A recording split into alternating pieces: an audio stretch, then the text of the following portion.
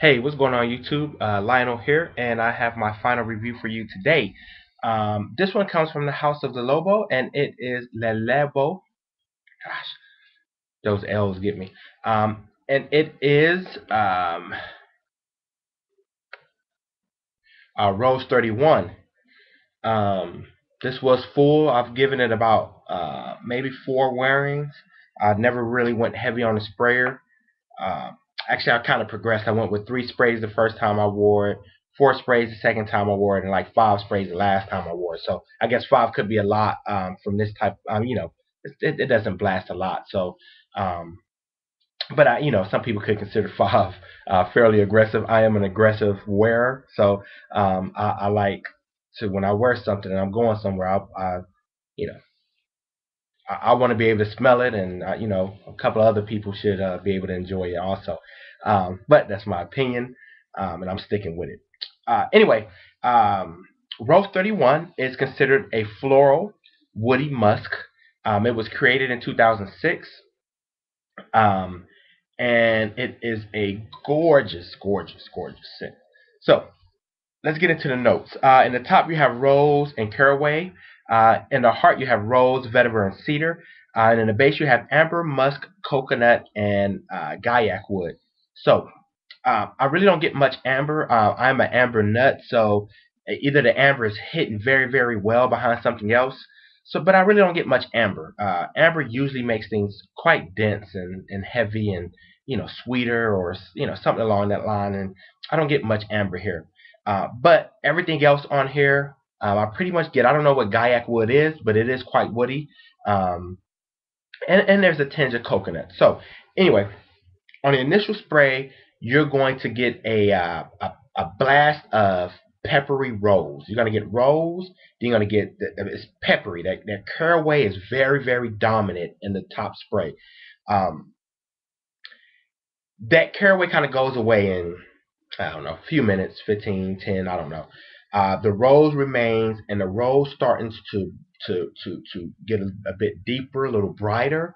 It's never a rose like in Rose 31. It's never a rose like in New York Oud. It's never a rose like in a lot of the other rose fragrances. It's almost a dusty rose, like it's like someone took a rose and did this on it. So it's funny because really the house of this fragrance, the framework of this fragrance is the woodsiness. It's more of a woody fragrance than it is a rose fragrance, but the house is painted in rose. You know what I mean? So you got the woody scent and it's painted in rose, and then you have sort of a uh, uh, uh, some appendages, and that's kind of some musk and some coconut in there. So anyway, so the first 15 minutes, 10, 15 minutes, you're gonna get this peppery rose. The pepperness sort of backs back, right? Um, and then the vetiver comes in. So I mean, vetiver kind of produces this freshness, this woodsy, this sort of a bit of a spiciness. Um, but it's the vetiver, I think, doing that. Because it was so funny to me when I wore this. I was like, man, this is so similar to something. And then I thought about it, it's almost like Terre d'Hermes in the heart. But instead of it being citrus, it's rose. Um, the vetiver is a very dominant note to me. I get a lot of vetiver. Now, someone else can tell me if you disagree or not, but on my skin, I get a lot of the vetiver. I mean, it is heavy vetiver, heavy. Then the cedar joins in, and it gets really woodsy, but it's this rose giving it this sweetness, this tenderness, this uh, this gentleness almost. You know what I'm saying? It's like we're never going really masculine and never going really feminine. It is like it is a very balanced scent. I can see a female pulling it off, but I really think that dominant vetiver cedar. I mean, I don't know if I would really want it on my wife. But however, here's the problem. A woman wearing this, I've never smelled a woman wearing this, but a woman wearing this, maybe the vetiver and the cedar and the woods don't get there much, and the amber, the musk, the coconut, and the rose really dominates. So it goes that way. But on my skin, I get a lot of woodsiness, a lot of vetiver, It is a very woody fragrance. Now, as it dries down, the rose is still present. It gets a little closer to the skin around the 5 hour mark, 5, 6 hour mark. Starts to get a little close to the skin, but you can still sense it. This vetiver is still giving you this this this freshness. You know, if it's here, if it's in your neck in this area, you can still smell that woodsy vetiver and kind of giving it this nice woodsy freshness. Sprinkled with this woods, and then the musk comes in, giving it a bit of a animalic type of vibe. I mean, you can smell it gets a bit a bit animal in it, and then a little bit of coconut makes the rose a little sweeter.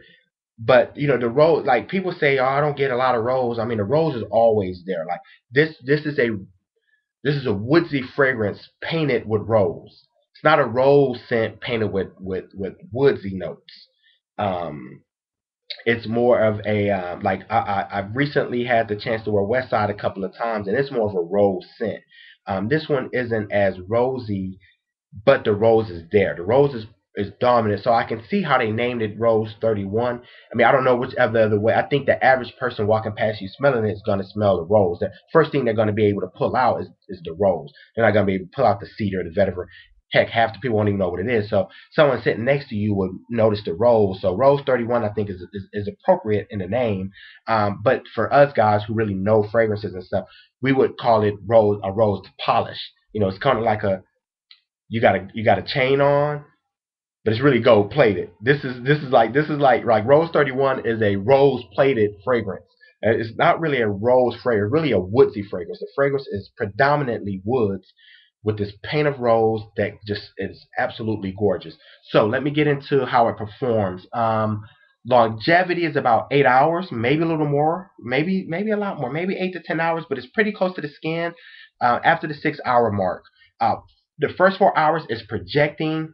It is transforming. It is going from that peppery rose to that woodsy rose to a musky sort of woodsy sweet rose. It starts to get, as it dries down. It doesn't start off as sweet. It starts to sweeten up as it gets closer, and maybe that's the coconut, maybe that's some of the woods. That cedar can really bring some sweetness out in the fragrance. So um, it is fresh, it's vibrant. I get about 6 hours. The silage and projection is very nice within the first 4 to 6 hours. I mean, especially the first 4 hours.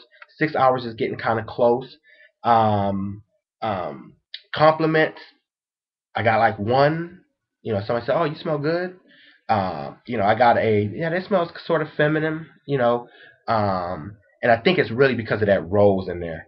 Um, if I had come back, right in the heart, I don't think it would have been considered as feminine. But I think as that coconut amber musk, you know, combination kind of joins in. The woodiness kind of takes a back seat. I guess it helps makes it even a little bit more sweeter, and not in a vanilla. I mean, not in a honey type of sweetness, but kind of that woodsy sweet. You go and you got this chopped tree, and it kind of gives you that sweet, sappy type of smell. Um,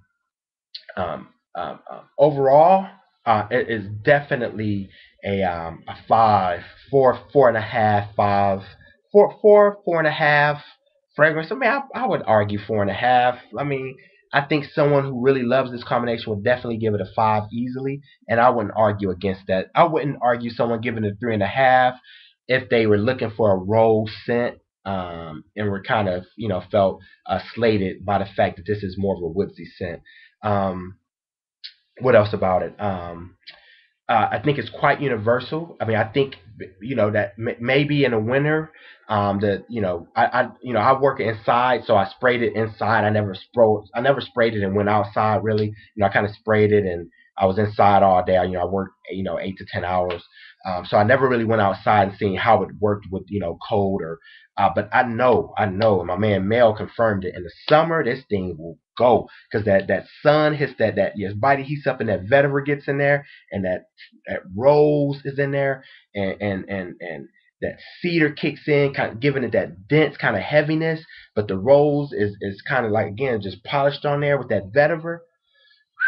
I know it is delicious. I would guarantee this would perform very much like Terre de Hermes in the summer. I mean, it is almost Terre de Hermes. One is that orange, burnt orange kind of smell, and this one, orange peel kind of smell, and this is kind of a rose smell. Um, Overall, this is definitely you gotta try this. You gotta try this. You have to try this. This would almost be, if someone was selling you 10 meals for, $20, I would definitely say it's a safe blind buy for 10 meals. Above that, it could get questionable. Anyway, that's Rose 31 from the House of Lenovo. I greatly appreciate you guys' attention tonight. Look forward to interacting with you in the comments. Peace.